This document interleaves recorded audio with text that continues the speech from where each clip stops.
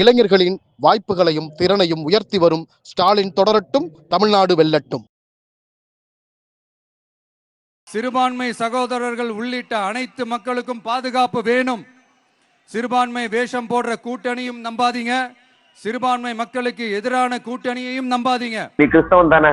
2026 வெளிநாட்டிலிருந்து வருகிற நிதியை ஒழுங்குமுறைப்படுத்துகிற ஒரு சட்டம்னு சொல்லி ஒண்ணு கொண்டாடுறாங்க. அதுல ஒட்டு மொத்தமா அந்த சட்டத்துல கிறிஸ்தவர்களுக்கு வருகிற ஃபண்டுகளை எல்லாம் காலி பண்ணுவது. உனக்கு ஏதாவது சூடு சொரணை ஏதாவது இருக்கா? நீ தூய சக்தியா? நீ கடவுளுடைய பிள்ளையா? கர்த்தர் உன்னை இறக்கிருக்கிறாரா? வெக்கமா இல்லையா உனக்கு? இந்த மக்களுக்காக எதையாவது நீ வந்து பேசியிருக்கியா? உங்க விஜய்க்கு ஓட்டு போடுறதா நினைச்சு ஓட்டு போடுறது வேஸ்ட் தான். உங்களுடைய சுயமரியாதையை எவ்வளவு இழிவு செய்யறாங்க பாருங்க. பவுன்சர் வர்றா, குண்டு கட்டா தூக்கி வீசுறான். நீங்க பாஞ்சாங்கல்ல, அந்த ஆள் அப்படி காலையும் இடுப்பையும் பிடிச்சி இப்படி இழுக்கிறத பாத்தீங்களா? இவனுங்களுக்கு முதல்ல, அதாவது குடியால் பாதிக்கப்பட்டவர்களுக்கு மறுவாழ்வு மையம் அமைக்கிற மாதிரி இந்த மாதிரியான விஜய் வெறியால் பாதிக்கப்பட்டவர்களுக்கு ஒரு மறுவாழ்வு மையம் அமைக்கப்பட வேண்டும். அவர்கள் வாழ்க்கை சீரமைக்கப்படணும். அதுக்கு நம்ம ஏதாவது வேலை பண்ணணும். இது ரொம்ப முக்கியமானது.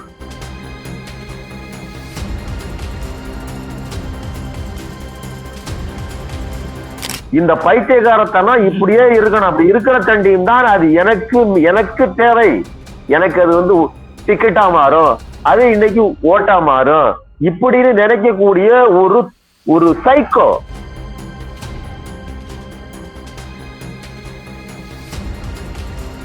சிலிண்டர் 6 தாரேன் நீ சொன்ன அடுத்த நிமிஷமே வாரில் இருந்தது. இன்னைக்கு சிலிண்டர் என்ன நிலைமைன்னு பாருங்க. தயவு செஞ்சு இவன் வாயை மூட சொல்லுங்க. என்ன, நான் மக்களுக்கு ஏதாவது செய்யறேன்னு சொல்லி அடுத்த நிமிஷத்துக்குள்ளேயே வெடிச்சு செதறிட போகுது. சரிங்களா? பைத்தியக்காரன் இவனை வச்சுக்கிட்டு. இங்க எலெக்ஷன்ன்றது மக்கள் சம்பந்தப்பட்டது. மக்கள் கேட்கிற கேள்விக்கு பதில் சொல்லத்தான் தில்லு வேணும்.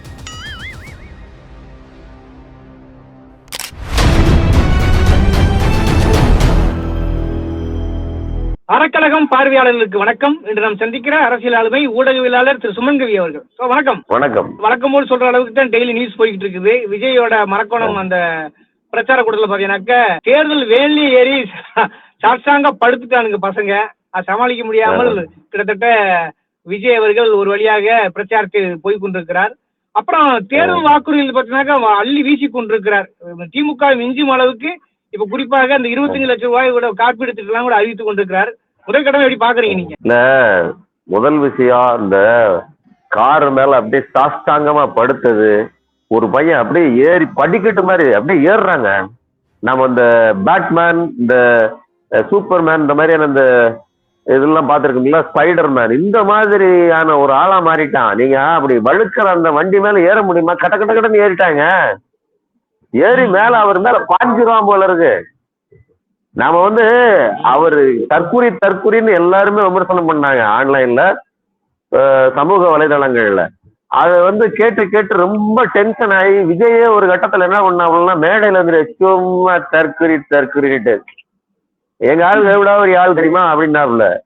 இதுக்கு என்ன சொல்றாரு? இது ஆச்சரிய குறினாரு. இது ஆமா, இது என்ன குறி? இது இப்படிப்பட்டவர்களை வைத்துக் கொண்டு நீங்க என்ன கட்சி நடத்த முடியும்? இவர்களுக்கு முதல்ல ஓட்டு இருக்குதா? அந்த பையன் மேல ஏறினா அவருக்கு ஓட்டு இருக்குதா?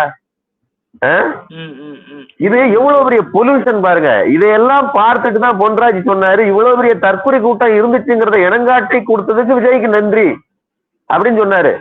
அதுக்கப்புறம் தான் பெண்கள் மேல அவருக்கு வந்த கோபத்தை சொன்னாரு. அவர் அதான் சொன்னாரு, இப்படிப்பட்ட பெண்களை நான் என்ன வார்த்தை கொண்டு அழைப்பது?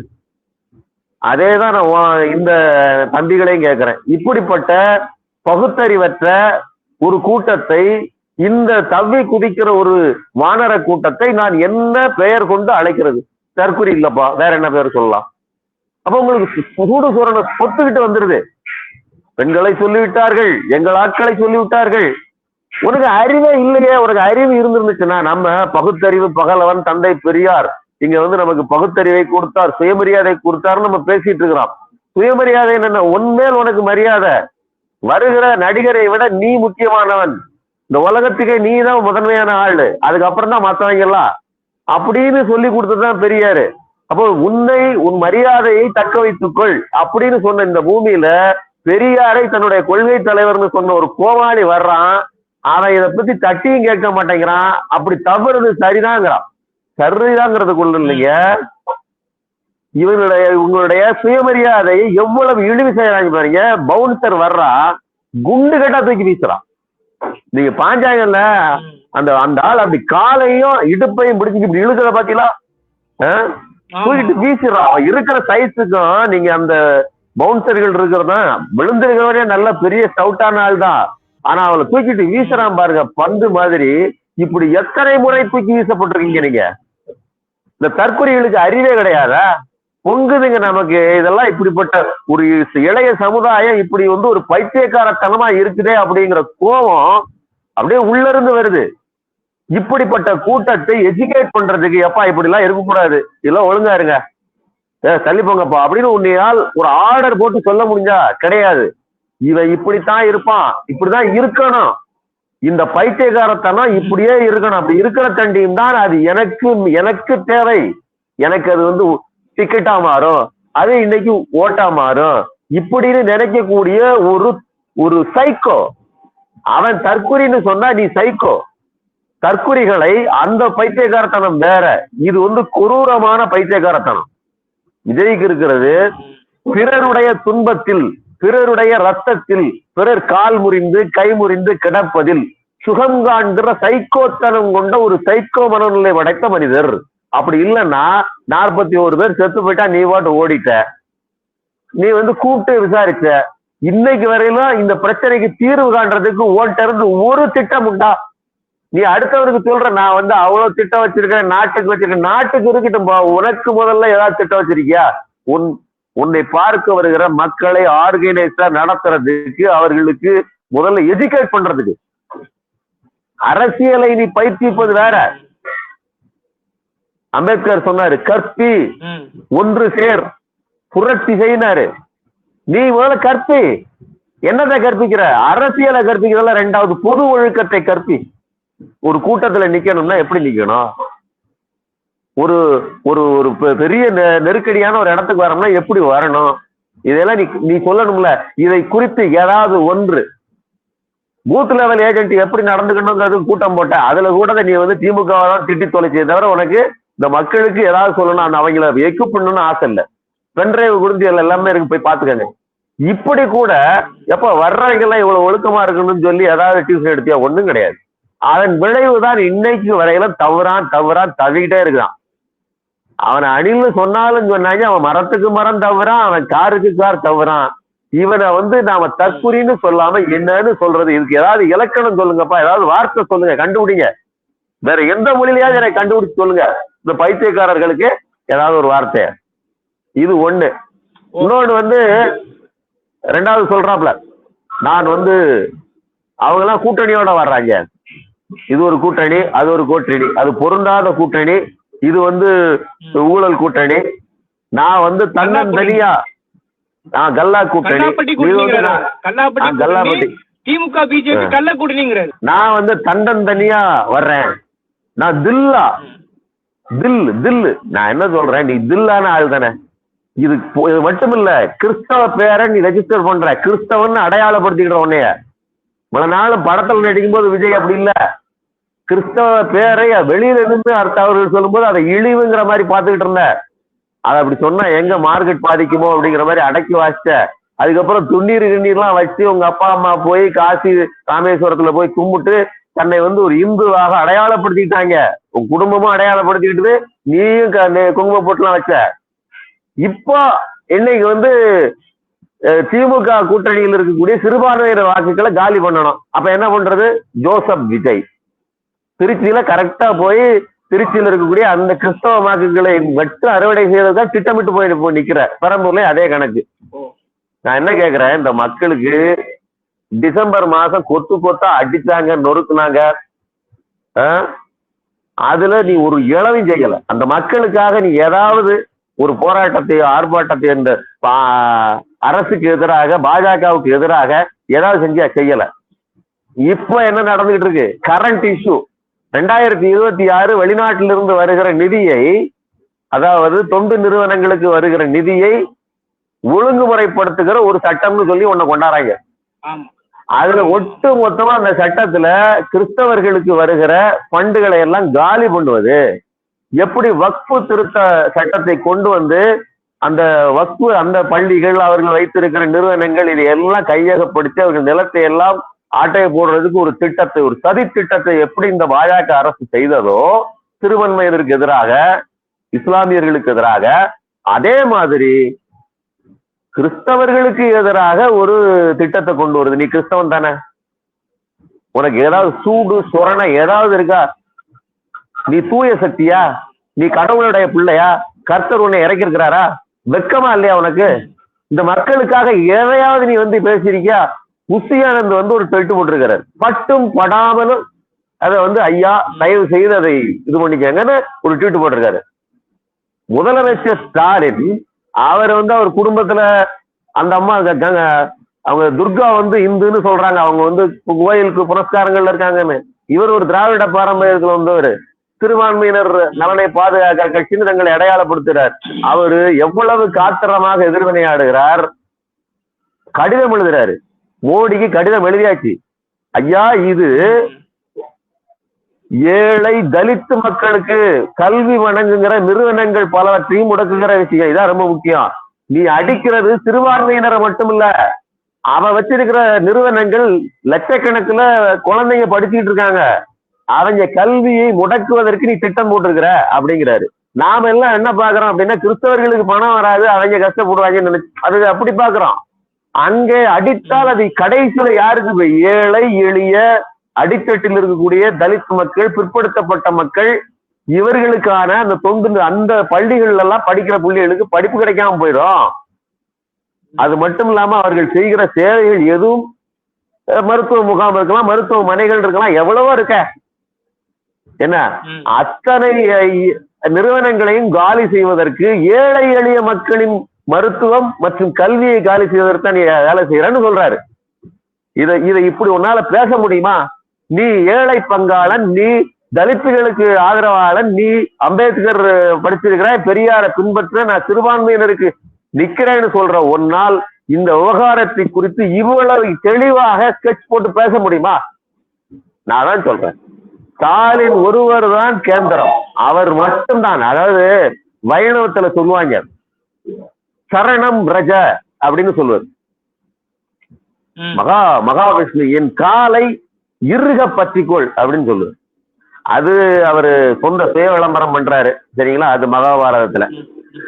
நாம என்ன சொல்றோம் அப்படின்னா, ஸ்டாலின் ஒருவர் தான் நமக்கு கேந்திரம், இறுக பற்றி கொள்ளுங்கள். நான் காலை சொல்லல, தன்மானத்தோடு நமக்கு உயிர் போல, அதாவது இந்த பாஜகவுக்கு எதிராக ஒரு டைட்டானிக் கப்பல் கவுந்ததுக்கு அப்புறம் ஒரே ஒரு கட்டையில மிதந்த அந்த ரோஸ் தப்பிப்பாலே, அதே மாதிரி இந்த கடலை, இந்த காவி கடலை கடந்து நாம கரையேறுவதற்கு, இந்த பாசிசத்தை கடந்து கரையேறுவதற்கு ஸ்டாலினும் திமுகவும் மட்டும்தான் ஒரே கேந்திரம். இதை இறுக பற்றி கொள்ளுங்கள். இல்ல அப்படின்னு சொன்னா இந்த விஜய் மாதிரியான டூப் இருக்குல்ல, அந்த டூப்புகள், இந்த கோமாளிகள், அவங்க வந்து சர்க்கஸ் கோமாளி, அதாவது மின்னி மறைகிற வானவில் மாதிரி வந்துட்டு போயிடுறாங்க. சொந்த கட்சிக்காரன்னு கூட பந்து மாதிரி தூக்கி வீசுறாங்க. நாளைக்கு ஒரு சிறுபான்மையினர் போய் எனக்கு இந்த பிரச்சனைங்க எங்க குடும்பத்துல, இந்த பாருங்க எங்க நிறுவனத்தை இப்படி முடக்கிட்டாங்க, நீங்க போய் ஒரு ஏதாவது ஆர்ப்பாட்டம் பண்ணுங்கன்னு சொன்னா ஒரு கிறிஸ்தவ நிறுவனத்துக்காக வந்து நிக்க மாட்டான். இந்த தற்கொலை என்ன வீட்டு ஓட்டு போட போல. ஆனா கடுமையா வந்து விமர்சனம் பண்றது மட்டும் இல்லாம திட்டங்களை வந்து திமுக நிகர அள்ளி வீசுறாருல்ல, நம்ம அதை கடந்து போக முடியாது. திமுக சொல்ற திட்டங்களை விட இப்ப 25 லட்சம் காப்பீடு திட்டத்தை அறிவிக்கிறாரு, இது மாதிரி நிறைய சொல்றாரு. அது மட்டும் இல்லாம இப்ப அந்த பசங்க வேற என்ன பண்ணுறாங்க, செக்யூரிட்டி முகத்துல பால் பீச்சி அடிச்சிருக்காங்க, கட் அவுட்டுக்கு பால் பீச்சு மாதிரியா, அதுவும் சேர்ந்து நடந்திருக்கு. எப்படி பாக்குறீங்க? அதான் இது ஒரு, அதாவது என்ன சொல்றேன்னா, ஒரு கட்டற்ற ஒரு ஜோம்பி கூட்டம். அப்படியே இந்த படங்கள்ல எல்லாம் அப்படி பேய் மாதிரி வந்து அப்புவானுங்களே, அதே மாதிரி அறிவற்ற ஒரு குழு மனநிலையில் ஒரு வகையான வெறியில இயங்கக்கூடிய கூட்டம். இந்த கூட்டத்துக்குன்னு தனித்தனி சட்டங்கள் போடணும். இவங்களை வந்து விஜயை முடக்குவதல்ல, இவங்களுக்கு முதல்ல, அதாவது குடியால் பாதிக்கப்பட்டவர்களுக்கு மறுவாழ்வு மையம் அமைக்கிற மாதிரி இந்த மாதிரியான விஜய் வெறியால் பாதிக்கப்பட்டவர்களுக்கு ஒரு மறுவாழ்வு மையம் அமைக்கப்பட வேண்டும். அவர்கள் வாழ்க்கை சீரமைக்கப்படணும். அதுக்கு நம்ம ஏதாவது வேலை பண்ணணும். இது ரொம்ப முக்கியமானது ஒண்ணு. இன்னொன்னு, விஜயை பொறுத்தவரையிலும் நலத்திட்டங்களை பொறுத்தவரையிலும் பாத்தீங்க அப்படின்னு சொன்னா, விஜய் கட்சி தொடங்கின உடனே நான் எதெல்லாம் சாத்தியப்படாததோ அதை பற்றி நான் பேச மாட்டேன். எதெல்லாம் சாத்தியம் இல்லையோ அதெல்லாம் நான் பேச மாட்டேன். சாத்தியமின்மைனா என்னங்க? சாத்தியம்ங்கிறது கையில 10 ரூபா இருக்குது, 10 ரூபாய்க்குள்ள 5 ரூபாய்க்கு பொருள் வாங்கினா அது சாத்தியம். என்கிட்ட 10,000 ரூபாய் வருமானம் வருது, 1 லட்சம் ரூபாய்க்கு கடன் வாங்கி ஒரு பைக் வாங்கினோம்னா அது சாத்தியம் இல்லாதது. ஏன்னா அது கடனை வாங்கி செய்றீங்க. இது குடும்பம் எப்படி ஒரு வீட்டை கட்டுவதற்கு கடன் வாங்குகிறதோ அதே மாதிரி நாடும் கடன் வாங்கும். திருப்பி கட்டுற ஆற்றல் இருக்காங்கிறது மட்டும்தான் கேள்வி. சரிங்களா? அப்போ கடனை அதிகரிச்சு வச்சுட்டாங்க அப்படின்னு இந்த சங்கிகள் கத்துவதும், நான் என்னுடைய அளவுக்கு மீறி நான் பேச மாட்டேன் செய்ய மாட்டேன்னு சொல்றதுங்கிறது, இந்த கடன் இல்லாமலேயே நான் உள்ளுக்குள்ள வேலை செய்வேன்னு அர்த்தம். சரி, இதை எப்படிப்பா செய்வேன் அப்படின்னு கேட்டா, 30% நான் அறுத்துருவேன். அது நிறைய அவங்களுக்கு போய் சேருது. முதல்ல பட்ஜெட்டை நீ பாத்திருக்கியா? பட்ஜெட்ல எத்தனை % எதற்கு போகிறது அப்படின்னு கணக்கு போடு. மிஞ்சிறது ஒரு 1000 கோடி கூட மிஞ்சாது. நான் சொல்றது மிஞ்சாது மீன்ஸ் எப்படி கூட்டி கழித்து பார்த்தாலும் 1000 கோடி கூட உங்களால் மிச்சப்படுத்த முடியாது. கடன் வாங்கியது போக நீங்க போட்ட பட்ஜெட்ல இப்படிதான் இருக்குது. அதாவது பெரும்பகுதி தொகை 60% வாக்குல அரசு ஊழியர்களுக்கே போயிருது, சம்பளம் அதுமா. அதுக்கு போக இருக்கக்கூடிய எல்லா திட்டங்களுக்கும் பணத்தை போட்டு செலவழிச்சாகணும். அப்ப என்ன மிச்சம் இருக்குது? இதுல வச்சு நின்றுட்டு அவங்க அடிக்கிற பணத்தை நான் உருவிடுவேன், நான் அதுல செய்வேன். இதெல்லாம் ஒரு அறிவற்ற, ஒரு தரவுகளற்ற ஒரு பைத்தியக்காரன் பேசுகிற பேச்சு. சரிங்களா? அப்ப எவனோ ஒருத்தன் எழுதி கொடுத்துட்டான், அமைச்சர்கள்லாம் அடிக்கிற கொள்ளை காசை வச்சு நான் உங்களுக்கு இலவசங்களை அள்ளி தருவேன்ட்டு. சரி, அதுலயாவது நீ ஒழுக்கமா இருக்கிறியா? இப்போ நான் காப்பீடு திட்டு தரேன் அது தரேன்னு பேசுறேன்ல, கொஞ்ச நாளைக்கு முன்னாடில இருந்து மேடையில பேசுனவர்கள் யாரு? அருள்ராஜ் ஐஆர்எஸ் என்ன பேசிட்டு இருந்தாரு? 1 பைசா நாங்க இலவச திட்டமே கொடுக்க மாட்டோம், எதுவும் கிடையாது. 2000 ரூபாயாவது 2000 எதுவுமே கிடையாது. ஏன்னா அவர் பியூரோக்ராட்டு. ஒரு திட்டமும், எந்த ஒரு திட்டமும் செஞ்சு மக்கள் நலத்திட்டம்லாம் பண்ணிடக்கூடாது, உருவணுமே தவிர செய்யக்கூடாதுங்கிறது தான் பியூரோக்ராட்டோட இது. நிர்வாகம்ங்கிறது இருக்கிறதுக்குள்ள செய்யறது தவிர எக்ஸ்ட்ராவா வாங்கி செய்யறது கிடையாதுங்கிறது இது பியூரோக்ராட். அது சரிங்களா? அதுல இலவசத்தை பத்தி அவனுக்கு அறிவே கிடையாது. ஏன் அப்படின்னா அதெல்லாம் ஏதோ இனாமா அவங்களுக்குலாம் உதவாது. அதாவது அது வீடடிக்கிறதுன்னு நினைக்கிறான். பெரிய பெரிய பணக்காரனுக்கு அடிக்கிற ரைட் ஆஃப் வேவர் ஆஃப் எல்லாம் இவங்களுக்கு வலிக்காது, இந்த பியூரோக்ராட்டுகளுக்கு. இந்த ஏழை எளிய மக்களுக்கு கொடுக்குற அரிசியும் பருப்பும் எண்ணெயும் தான் இவர்களுக்கு பிரச்சனை. சரிங்களா? அதனால ஐஆர்எஸ் இதைத்தான் சொல்லிட்டு இருந்தாப்புல. நீ கேட்டிருக்க வேண்டியதானே, மேடைக்கு மேடை அந்த ஆள் உன்னுடைய கொள்கை பரப்பு செயலாளர் தானே, அந்த இதுல தானே இருக்காரு. தேர்தலில் என்ன சொல்ற, உங்களுடைய முக்கியமான இணை செயலாளராக தானே இருக்கிறாரு, பொதுச் செயலாளர் தானே இருக்கிறாரு. அவருடைய பேச்சு என்ன? அப்புறம் மேடைக்கு மேடை பெண்கள் ஏறி நின்றுட்டு ஓசி பஸ் வேணுமா, ஓசியில வேணுமா? ஏங்க இதுல எவ்வளவு பெரிய அயோக்கியத்தனம் இருக்கு பாருங்க. பொன்முடியவர்கள் பேசும்போது வாய்தறி ஒரு வார்த்தை சொல்லிட்டாரு, இது இழிவுபடுத்துது மக்களாக சொல்லி கொந்தளிச்சாங்க, அதற்கு எதிராக பேசினாங்க. அதுல அது என்ன சொல்றதுன்னா பேசு பொருளாச்சு. அவருக்கு அதை ரிட்டர்ன் கூட வாங்கினார். நான் அதை அப்படி எந்த நோக்கத்துக்கு சொல்லலை அப்படின்னு. அப்போ உரிமை தொகைன்னு பேர் வைக்கிறது, விலையில்லா அரிசின்னு பேர் வைக்கிறது, இப்படி எல்லாம் வச்சு கொடுக்குற ஒரு பொருளை ஓசி பஸ் வேணுமான்னு சொன்ன அந்த வீடியோ எவ்வளவு வைரல். அப்போ கட்சிக்காரன் இப்படியெல்லாம் இந்த மக்களை இழிவுபடுத்தி இருக்கிறான். உனக்கு என்னைக்காவது பெண்கள் மேலேயோ பெண்கள் நலம் மேலேயோ அக்கறை இருந்துச்சா? ஏன் கட்சிக்காரங்க இப்படி பண்ணிட்டாங்க நான் மன்னிச்சு கேட்டுக்கிறேன் சொன்னியா? நீ அதை நீ ரெஸ்பான்சிபிலிட்டி எடுத்துட்டியா? அந்த வீடியோக்கு ஏதாவது ரிட்டர்ன் உண்டா? அப்ப இதுக்கு எதிராக யாராவது கேள்வி கேட்டாங்களா? இப்படி ஒரு பைத்தியக்கார கூட்டத்தை வச்சிருக்கிறானே, இந்த மக்கள் இந்த இலவசங்களை வாங்கித்தான் கற்று படித்து வளர்ந்துருக்கிறாங்க. இன்னைக்கு நல்ல சட்டை போட்டு நல்ல ஸ்கூலுக்கு போறது ஃபுல்லா அங்க போய் சாப்பிட்டுட்டு படிக்குது அப்படின்னு சொன்னா இந்த இலவசம் தான். அப்ப இதை பத்தி எல்லாம் இருக்காது. அப்ப இவனுக்கு என்ன அப்படின்னா, உனக்கு சமூக நீதியும் தெரியாது, ஒரு இளவும் தெரியாது. மார்க்கெட்ல இன்னைக்கு விலை என்ன போகுது, அதாவது இப்ப படம் என்ன மார்க்கெட் ஹிட் ஆகுது, இந்த படத்தை நம்ம எடுத்துருவோம். அதே மாதிரி இப்ப மார்க்கெட்ல யாரெல்லாம் இருக்காங்க? பெரியார் இருக்காங்களா, அவங்கள தூக்கி போடுங்க. அப்புறம் அம்பேத்கர் வச்சுக்கலாம். அப்புறம் வேலு நாச்சியார் அவங்களும் தூக்கி போடுங்க. இப்படி மார்க்கெட்ல இருக்கிற ஹீரோயின்களை அல்லது சைடு ஆர்டிஸ்ட்களை போட்டு படம் எடுக்கிற மாதிரி ஓ மார்க்கெட்டை தூக்கிக்கிட்டதுக்காக சைடு ஆர்டிஸ்ட்களை நீ உள்ள தூக்கி போட்டு இன்கிரீடியண்டா சேர்த்துக்கிட்ட. உனக்கு சமூக ரீதி தெரியாது, ஒரு மண்ணும் தெரியாது. சரி, களத்துக்கு வந்தா நாங்கள் 8000 ரூபாய் கூப்பன் தரோம், நாங்க படிக்கிறதுக்கு உணவு திட்டத்தை, காலை உணவு திட்டத்தை 8ஆம் வகுப்பு வரல 13 லட்சம் குழந்தைகளுக்கு இன்க்ரீஸ் பண்றோம். மகளிர் சுய உதவி குழுக்கள் மூலமா 5 லட்சம் வரலும் கடன் அளிக்கிறோம். கிட்டத்தட்ட 52 லட்சம் பெண்கள் இப்போ அதுல இருக்கிறாங்க. அவ்வளவு பேருக்கும் தர்றோம். இப்படி பல திட்டங்களை மீண்டும் அறிவிக்கிறாங்க. அதுக்கப்புறம் நீ என்ன பண்ற, இதான் கிளம்பா, நான் சிலிண்டர் 6 தாரேன். நீ சொன்ன அடுத்த நிமிஷமே வாரில் இருந்தது இன்னைக்கு சிலிண்டர் என்ன நிலைமைன்னு பாருங்க. தயவு செஞ்சு இவன் வாயை மூட சொல்லுங்க. என்ன, நான் மக்களுக்கு ஏதாவது செய்யறேன்னு சொல்லி அடுத்த நிமிஷத்துக்குள்ளேயே வெடிச்சு செதறிட போகுது. சரிங்களா? பைத்தியக்காரன் இவனை வச்சுக்கிட்டு எப்படித்தான் நமக்கு முதல்ல உன்னுடைய ஆட்களை, உன்னுடைய கட்சிக்காரர்களை ஒழுங்குபடுத்து, உன் கட்சியை சீர்படுத்து. முதல்ல நீ கட்சியா அப்படிங்கிறத நீங்களே பரிசீலனை பண்ணுங்க. உன் கட்சிக்கு ஏதாவது மாவட்ட செயலாளர் உண்டா, ஏதாவது ஒரு கட்டமைப்பு உண்டா? ஏங்க, சத்யகுமார்னு ஒரு ஆளுங்க, அவன் திருத்தணியில போய் போட்டியிடுறான். அந்த ஆளு இன்ஃபுளுசரு. அந்த தொகுதியில் இருக்கக்கூடிய எந்த மாவட்ட செயலாளர் யாரையுமே சந்திக்கல. நீ ஒரு மாவட்ட செயலாளர்னு ஒருத்தரை போட்டிருக்கல, அங்க நிர்வாகிகள்னு 10-50 பேர் இருக்காங்கல்ல, 10-20 பேர். அது அத்தனை பேரையும் பார்த்து அவங்களோட கூட்டி பேசியிருக்கணும்ல. ஒன்னும் சந்திக்கல. நீங்க எனக்கு வேண்டாண்டா அப்படின்ட்டு கடைசி நாள் இப்ப போய் உட்காந்துட்டு ரோடா ஒத்தையா சுத்திட்டு இருக்காப்ல. பெட்ரோல் பல்க்கு எனக்கு போட்டுருங்க, விசில் போட்டுருங்க, இவனை முதல்ல மாத்துங்கன்னு சொல்லி அங்க கத்திட்டு இருக்கிறான். ஒவ்வொரு மாவட்டத்திலும் இந்த மாதிரி பைத்தியக்காரர்களையும், இந்த மாதிரி கொள்ளைக்காரர்கள், கூடுதலா பாலியல் குற்றவாளி ஒருத்தன், அவன் மேல அவன் கடைசியில என்னை ஜாதி ரீதியா உன்னை ஒடுக்குறாங்கன்னு போச்சு வச்சிருக்கிறான்.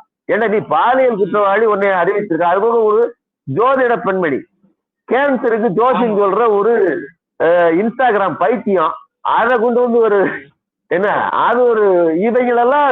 அதாவது இந்த ஒரு படம் ஒன்றுல கோவை பிரதர்ஸா இந்த கிரிக்கெட் ஆடுறதுக்காக 10 பைத்தியங்களை ரெடி பண்ணி, சாடி எறிகிறா இவன் பவுலிங் போடுறதுக்கு உதவாகிற மாதிரி சத்யராஜை வடிவேலும் கிடந்து தூக்கிட்டு வருவாங்கல்ல, அதே மாதிரி 234 பேரை தூக்கிட்டு நிறுத்தி வச்சிருக்காங்க. இவங்களுக்கு ஒரு இளவும் தெரியாது. களத்தை பத்தி மக்கள் சிந்திக்கணும். அவ்வளவுதான் என்னுடைய கருத்து. ஓகே, உங்க விமர்சனங்களை அப்படியே மக்கள் மறைக்கு விட்டு விடுகிறேன். இந்த விவாத சூழல் அரைக்களத்துக்கு நேரம் ஒதுக்க மாட்டேன் சார். நன்றி.